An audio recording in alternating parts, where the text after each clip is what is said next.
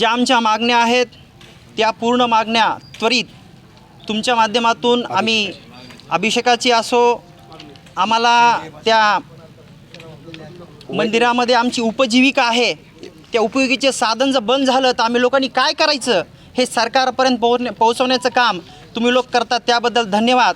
दुसरी एक अशी गोष्ट आहे, ब्राह्मणांना जगमना तर आहेच, पण सकाळी 5 वाजल्यापासून भक्त येणारा त्याला पण त्रास होतो. हे सांगतात की 8 वाजता अभिषेक बंद, 12 वाजता चालू म्हणतात, 12 वाजता सुद्धा देत नाहीत. भक्तांनी सकाळी 5 वाजल्यापासून 12पर्यंत वाट बघायची, हे कुठला न्याय आहे हे बघायला पाहिजे सरकारने. आणि या सरकारने तिथं आपलं लक्ष देऊन आमची जे काही त्वरित मागण्या आहेत ते मान्य करून त्वरित लवकरात शीघ्र त्यांनी मान्य करायला पाहिजे. ही आमची सरकारना खूप खूप कळकळीची विनंती आहे, हीच प्रार्थना आहे.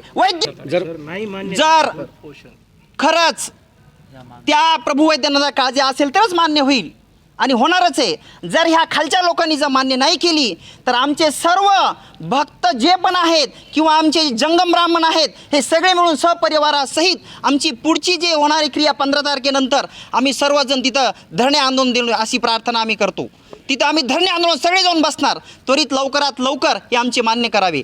निवेदन यासाठी दिलं आहे की आम्ही जे 125 ते 150 पुरोहित वर्ग जे मंदिरामध्ये पौरोहित्य करतं त्या पुरोहित वर्गांना अनेक महिन्यापासून एवढा त्रास दिला जातो आहे की काही ना काही कारण सांगून त्यांना अभिषेकाच्या पावत्या बंद केल्या जात आहेत.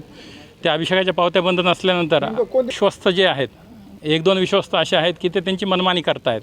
त्यांच्या त्या मनमानीला कंटाळून आज सर्वांनी निर्णय घेतला आहे की मंदिरचे अध्यक्ष जे आहेत तहसीलदार यांना हे निवेदन देण्यात यावं आणि ह्याचा निर्णय काहीतरी घेण्यात यावा. कारण अनेक दिवसापासून हा त्रास आहे, प्रत्येकाच्या उपजीविकेचं साधन आहे. आज आपण पाहतो की दिवसेंदिवस महागाई वाढलेली आहे आणि ह्या महागाईच्या अनुषंगानं प्रत्येक गोष्टी तिथं त्रास होतो आहे. मंदिरातनं प्रत्येक ब्राह्मणाला पुरोहिताला त्रास दिला जातो आहे, अभिषेक करू दिला जात नाही आहे.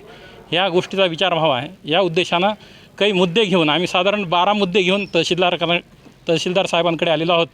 त्यांनी या मुद्द्यांचा विचार करावा आणि आम्हाला योग्य न्याय द्यावा, ह्या उद्देशानं आम्ही निवेदन आज दिलेलं आहे. त्या काल सोमवारचा दिवस असतानाही काल सकाळी जे काय अभिषेक झाले ते झाले, दुपारनंतर अभिषेकाला परवानगी देण्यात आली नाही. बरंच म्हणजे पब्लिक नसतानाही अशा अनेक गोष्टी आणि अनेक निर्णय या ठिकाणी लादले जातात आणि फक्त ब्राह्मणांचाच बळी दिला जातो असं या ठिकाणी पाहिलं चाललं आहे. आज बंदच आहे. आज एकही पुरोहित त्याच्यामुळे मंदिरात गेला नाही. मंदिरात जर आमचा योग्य निर्णय झाला नाही तर 15 तारखेपासून आम्ही आमच्या कुटुंबासहित मुलाबाळासहित पायऱ्यावर बसून उपोषणाला बसणार आहोत. आपल्या तीर्थक्षेत्र परळी वैजनाथ येथील वैद्यनाथ देवस्थान या ठिकाणी पूजा अर्चा करणारे पुरोहित वर्ग जो आहे त्यांनी आज या ठिकाणी माझ्याकडे तहसीलदार परळी तथा अध्यक्ष विश्वस्त मंडळ वैद्यनाथ देवस्थान म्हणून मला निवेदन दिलेलं आहे. त्या निवेदनामध्ये त्यांनी मंदिरामध्ये जे त्यांच्या पूजा चालतात किंवा अभिषेक केले जातात या अनुषंगाने जे विश्वस्त मंडळाने नियम घातलेले आहेत त्या अनुषंगानं काही जाचक अटी वेळेच्या अनुषंगानं घातलेल्या आहेत, त्या वेळेमध्ये शिथिलता करावी. त्याचबरोबर पुरोहित वर्गांसाठी जे काही वागणूक विश्वस्त मंडळाच्या सदस्याकडून काही देण्यात येते त्या अनुषंगानं त्यांनी नाराजी व्यक्त करून पुरोहित वर्गाला चांगल्या प्रकारची वागणूक देण्यात यावी आणि त्याचबरोबर काही सोमवारी किंवा प्रदोष शिवरात्रीच्या दिवशी लघुरुद्र सुरू करावा या अनुषंगाने पण व इतर काही अनुषंगिक मागण्या त्यांनी केलेल्या आहेत. या पुरोहित वर्गाच्या मागणीच्या अनुषंगानं दिनांक 20 जून 2024 रोजी विश्वस्त मंडळाची बैठक ठेवण्याबाबत माझ्याकडून अध्यक्ष तथा तहसीलदार या नात्याने मी पत्र आज देत आहे. या पुरोहित वर्गाच्या मागणीच्या अनुषंगाने निश्चितच या विश्वस्त मंडळाच्या बैठकीमध्ये सकारात्मक चर्चा करण्यात येईल आणि त्यांच्या मागण्याची योग्य ती नोंद प्रशासनाच्या वतीनं व तहसीलदार तथा अध्यक्ष म्हणून पण मी घेत आहे.